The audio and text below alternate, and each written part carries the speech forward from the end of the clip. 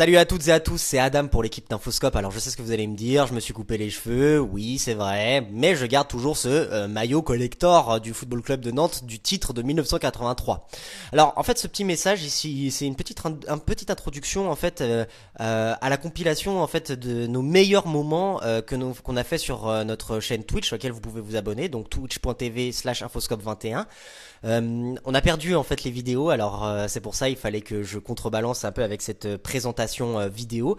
Voilà, c'était aussi un petit message pour vous dire que le 15 septembre va sortir donc notre deuxième épisode de notre série documentaire, donc soyez à l'affût et puis n'hésitez pas à nous soutenir soit en donnant des dons sur notre cagnotte Hello Asso, ou bien continuez à nous suivre sur les réseaux sociaux, ça nous aide beaucoup, c'est votre soutien qui fait notre indépendance, vous le savez très bien.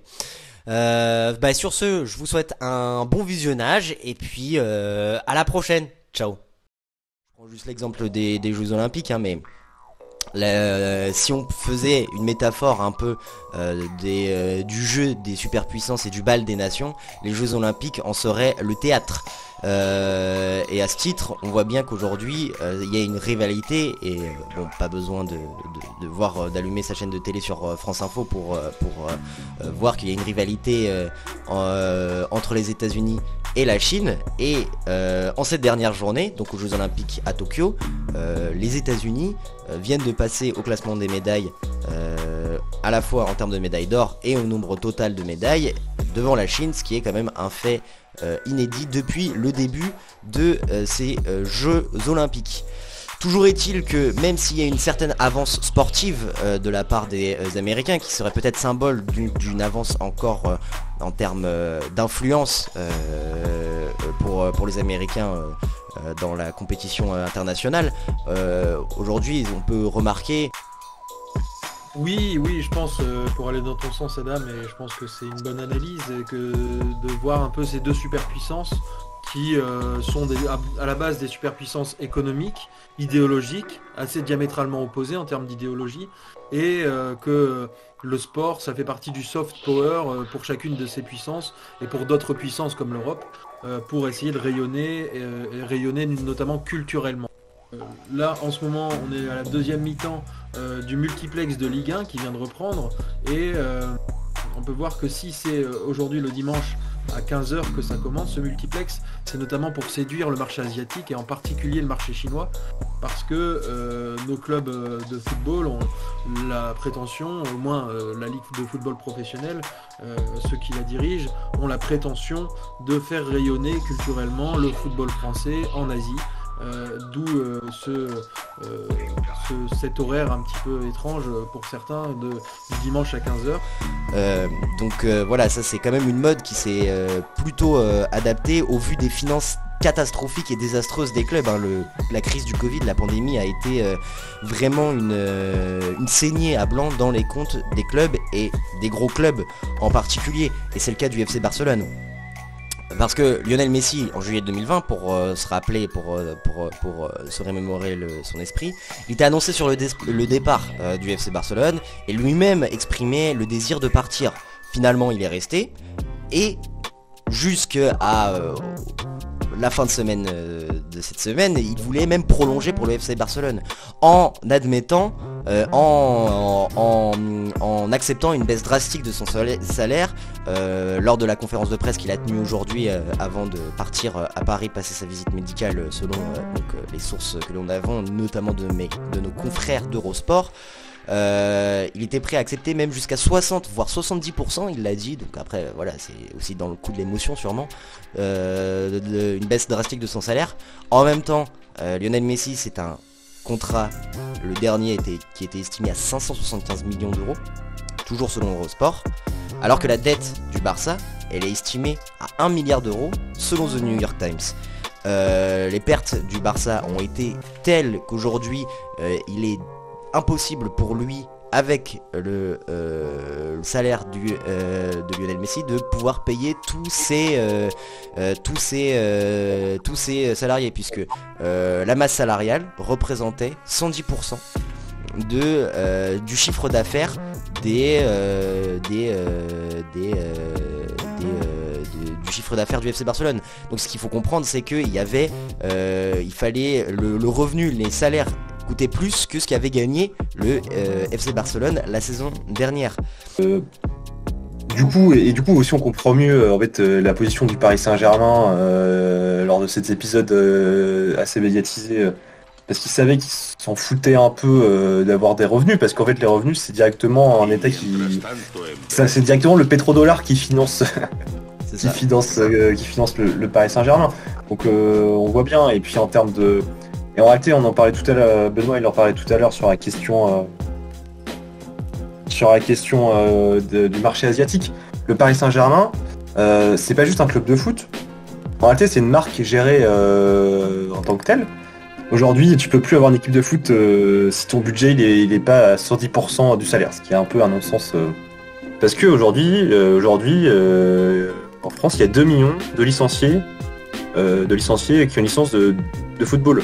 Et combien sur ces 2 millions en plus il y a de supporters? Et donc en réalité le modèle il tient parce que la cible, le public cible est très très large sur des classes sociales qui sont assez différentes et sur des profils qui sont aussi très différents. Notre premier film Un pognon de dingue, que Mbappé qui est peut-être le salarié français le mieux payé, à peu près 1000 fois le SMIC, en fait il aurait fallu qu'il commence à jouer à peu près à l'époque de la grotte de Lascaux, donc il y a plusieurs milliers d'années, pour accumuler avec le salaire qu'il a aujourd'hui la fortune de Bernard Arnault. En fait le problème c'est moins la taille de la part du gâteau qui revient aux joueurs que la taille du gâteau lui-même qui est devenu complètement monstrueux et effectivement c'est aujourd'hui Jeff Bezos il a un intérêt direct en Ligue 1 et en France parce qu'il diffuse la Ligue 1 sur Amazon Prime. Donc c'est quand même ça qu'il faut voir, c'est que y a, même chez les riches et les plus riches, il y a vraiment différentes strates et jusqu'à la stratosphère. On a globalement un centre de vaccination par agglomération, donc c'est nécessairement loin de chez toi, mis à part si tu habites dans le centre-ville. Donc aujourd'hui, la question de proximité pour aller convaincre les gens d'aller se faire vacciner et ou de se faire vacciner tout court, bah on voit que c'est compliqué parce que en fait si tu habites à 30 km du point de vaccination, en sachant que tu dois te faire vacciner 2 fois, au début de la pandémie on devait se faire vacciner dans le même centre de vaccination avec le même vaccin. Moi je comprends que des gens qui voulaient partir en vacances, ils hésitaient 5 minutes quoi. Cette épidémie qu'on vit actuellement, elle a des effets assez importants sur la société qui permettent de la rapprocher éventuellement de la peste. Bon. Après, surtout, là, ce qui me marque moi, c'est les mesures qui étaient jusqu'à présent inconnues de la population, c'est-à-dire que ce sont des restrictions de liberté, des confinements qui ont eu lieu par le passé, mais qui ont déjà existé historiquement, mais qui vont laisser un traumatisme parce que ça n'avait pas été vécu par toutes les personnes vivantes aujourd'hui. Après, des survivants de la grippe espagnole, il en reste encore quelques-uns dans la société, mais ils sont tellement minoritaires que les mesures qui ont pu être prises pour lutter contre la grippe espagnole sont inconnues de la population actuelle, et que par conséquent, c'est quelque chose de totalement nouveau que de lutter contre une pandémie. Oui, l'État se prive de ressources, en tout cas d'un point de vue apparent, de ce que l'État laisse filtrer, parce qu'on sait qu'il y a des conseils de défense qui sont les organes presque de décision des mesures prises par Emmanuel Macron pendant cette pandémie, et que ce conseil de défense a précisément pour intérêt d'être sous le principe du secret défense, donc où il y a assez peu de choses qui filtrent malgré tout, mais effectivement le conseil scientifique, qui à mon avis serait plus approprié que le conseil de défense pour gérer la crise sociale et sanitaire et économique et politique qu'on est en train de vivre, mais d'abord une crise sanitaire. Ce serait intéressant effectivement qu'il y ait un regard d'historien, un regard sur les sciences humaines, un regard sur la psychologie, un regard sur la sociologie.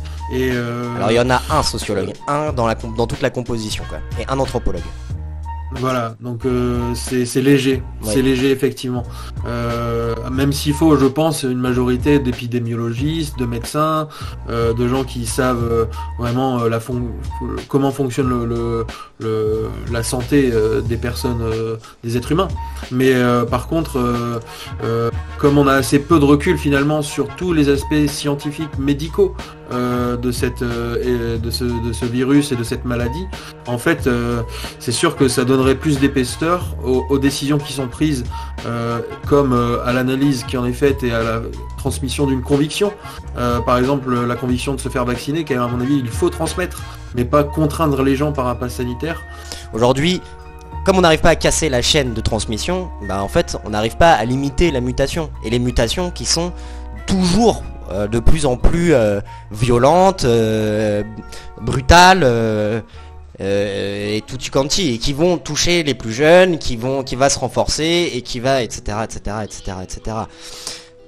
J'étais en train de regarder un peu la composition du membre du conseil scientifique. En réalité, il y a 11 personnes dans le conseil scientifique. Dans le conseil de défense, il y a 7 permanents. Le président, le premier ministre, le ministre de la santé, le ministre de la défense, le ministre de l'intérieur, le ministre de l'économie et celui du travail, auxquels peuvent se joindre des acteurs des grandes institutions publiques du domaine de la santé. Donc je pose l'Institut Pasteur par exemple. Ça fait quand même peut-être, et c'est peut-être ça aussi le problème, c'est peut-être qu'il y a aussi, ça fait pas beaucoup quoi. Je sais pas ce que t'en penses, mais le monde de la recherche aussi, il est entravé aujourd'hui par par un manque de financement, mais aussi par des décisions qui représentent les intérêts de la bourgeoisie. Et en fait, voilà, aujourd'hui, il faut peut-être aussi acter le fait que la recherche, la vraie connaissance scientifique, elle se doit d'être pluridisciplinaire, démocratique, et à la lumière des lectures du conseil scientifique, en France, ce n'est pas le cas. Ce n'est pas le cas. Et aujourd'hui, la recherche, elle est en train de stagner en France. Voilà, nous qui nous targuions d'être un pays le pays des Lumières, aujourd'hui, combien en réalité combien de publications sérieuses qui vont rester dans le temps, vont être publiées en infectiologie par des chercheurs français, comparé à des chercheurs britanniques qui ont mis en place le vaccin AstraZeneca, ou américains pour Moderna, ou même chinois, voire cubains. Enfin voilà. Enfin après, je sais pas, mais pour moi ça ne flaire pas aujourd'hui. Il faut réinventer aussi la recherche dans cette mesure-là, parce que c'est-à-dire que c'est la question quand même, c'est bon. Aujourd'hui, tu vas avoir du financement pour tes recherches, mais il faut que tu donnes un certain gage de réussite avec des objectifs particuliers, donc un domaine de recherche dans lequel le chercheur n'est pas forcément libre. Par conséquent, les résultats sont pas forcément ceux qui sont nécessaires, mais ceux qui sont voulus par ceux qui financent. C'est pas du tout la même chose. À l'échelle internationale, du moins de prendre en compte l'aspect international des enjeux, des problématiques que touchent par exemple les Français. C'est vrai pour toutes les problématiques qui touchent les Français, que ce soit la pauvreté, la misère, la mafia, le chômage, le progrès économique, le progrès scientifique, nourrir la terre, nourrir tout le monde, nourrir l'humanité, et savoir ce qu'on a dans son assiette, et que savoir si c'est la qualité ou si c'est un truc avec plein d'OGM et d'engrais chimiques qui sont cancérigènes. Voilà, je pense tous ces enjeux, toutes ces questions, toutes ces problématiques, finalement, elles sont aussi internationales, et on a du mal à imaginer la France, qui est peut-être le pays le mieux disposé à l'autosuffisance alimentaire, de par la variété et l'extrême richesse de ses sols pour les cultures et pour l'élevage. Eh bien, même la France, on a du mal à l'imaginer totalement indépendante, genre en autarcie en termes de nourriture, et c'est encore plus vrai pour tous les autres pays. Aucun pays ne peut subvenir seul à tous ses besoins alimentaires. L'autosuffisance alimentaire d'un pays, c'est un peu une vue de l'esprit, même si ça a pu se passer dans certains contextes, mais c'était des contextes où il y avait des famines quand même. Donc je pense que la question de l'autosuffisance alimentaire, elle doit se poser à l'échelle internationale. Et donc voilà, C'est également le cas pour ce qui est des progrès scientifiques, des progrès médicaux, de la lutte contre la pandémie. Bah, maltraité, je sais pas, mais moi je rejoins Ben, c'est que en fait c'est tout un processus qui est en train de faire en sorte qu'on libéralise de plus en plus l'enseignement supérieur et que ça devienne un peu comme aux États-Unis et tout, où on va devoir payer des frais d'inscription exorbitants et personne ne va pouvoir avoir vraiment accès à la fac. Tout ce qui est la Parcoursup, etc., en fait, on n'a plus la même vision de l'enseignement supérieur aujourd'hui qu'avant, et les étudiants, ils s'adaptent à ça. Il y a de plus en plus de gens qui vont dans le privé, par exemple. Ils vont dans des écoles, etc. Tout ce qui est master, les bachelors et tout, de toute façon, les étudiants, ils s'en foutent, ils comprennent pas la différence entre ça et un diplôme d'état. De toute façon, tant que t'as un salaire à la fin, je veux dire, c'est ça qui prime, mais ils ont pas tort, hein. Je dis pas, hein, franchement. On fait tous un peu pareil, on essaie de se débrouiller, mais c'est pas, enfin, je sais pas si c'est de la maltraitance, si on peut appeler ça de la maltraitance, c'est juste un projet différent de celui qu'on portait et de celui qu'on portait avant. Quand on a décidé de démocratiser l'enseignement supérieur. La fac, ça a traditionnellement occupé un petit peu ce rôle de lieu de bouillonnement intellectuel, puisque c'est là où on formait la future élite de la nation. Aujourd'hui, on forme plutôt les salariés de demain, puisqu'en fait aujourd'hui les activités professionnelles ont demandé un certain niveau, un tel niveau de technique que en fait aujourd'hui faire des études c'est le minimum, quoi, tu vois. Licence c'est le niveau technicien, mais aujourd'hui voilà, quoi, je veux dire, quand tu vas à Pôle emploi, tu vois, c'est le nombre de jobs de techniciens qui sont entre guillemets proposés, voilà, c'est un fait. La fac aujourd'hui, si tu as envie de bien réussir ta carrière plus tard, il faut passer par la fac à un moment donné. Et en fait ça met en valeur une chose, Chloé, c'est qu'en fait finalement l'étudiant c'est un travailleur en formation. Voilà, il y a eu ces augmentations très très fortes de frais d'inscription, et donc effectivement là le calcul est vite fait pour des étudiants qui se disent de toute façon, vu comment c'est cher d'être indépendant, d'avoir son propre logement, vu comment c'est cher d'avoir accès à tous les outils pour pouvoir bien étudier, vu comment c'est cher la vie étudiante en général, eh bien autant que je fasse un prêt, ou autant que j'aille directement, enfin, que je fasse un prêt ou que je sois aidé, mais que du moins j'aille dans une école privée, et que du coup que je m'engage pas à la fac, qui est effectivement petit à petit une voie de garage, parce que c'est là où vont toujours la plupart des étudiants, mais il y a effectivement assez peu de débouchés, et je disais que quand à mon époque les étudiants étaient plus mobilisés, plus mobilisables, plus dans l'esprit critique et dans l'engagement, qu'il soit syndical ou politique, eh bien c'est sûr que l'université comme bouillonnement de l'esprit critique, c'est quelque chose qui s'est perdu aussi depuis 10-15 ans. C'est pas complètement perdu aux oubliettes, hein, ça n'a pas été jeté comme ça, mais il y a un lent processus qui va dépolitiser l'université, dépolitiser le milieu universitaire, les enseignants-chercheurs, les professeurs, les doctorants, les étudiants, et il y a de moins en moins la conception, la notion d'étudiant-chercheur.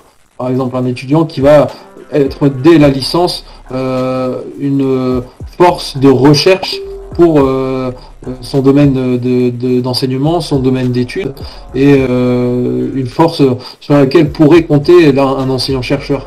Et donc cette formation à l'esprit critique, elle tend à se perdre. La fac tend à être un super lycée plutôt que vraiment quelque chose où on va apprendre en détail une discipline qui va nous permettre de faire de l'interdisciplinarité, parce que quand on fait de l'histoire à fond, on finit par faire des lettres modernes, on finit par faire de la géographie, on finit par faire de la sociologie, on finit par faire de la psychologie, et des sciences politiques aussi, par exemple pour l'histoire, mais c'est vrai pour toutes les disciplines. Et donc en faisant plutôt que de l'interdisciplinarité une pluridisciplinarité avec des diplômes finalement assez peu qualifiants, eh bien on voit que non seulement c'est souvent pour devenir prof que les étudiants s'engagent le plus longtemps à la fac, mais que en plus de ça, c'est de plus en plus long pour pouvoir devenir enseignant à l'université, en passant par la filière de l'enseignement supérieur, la formation initiale, avec la masterisation. Maintenant, il faut avoir le master, puis après passer l'année fonctionnaire stagiaire, et après seulement être titularisé. Si tes parents ils veulent pas te donner d'argent mais qu'ils en ont trop, pour que tu aies des bourses, tu es obligé de faire une rupture familiale ou des choses comme ça. Et le Crous, par exemple, il prend pas en compte les dettes, les emprunts, les prêts que les parents ils ont pu faire, etc.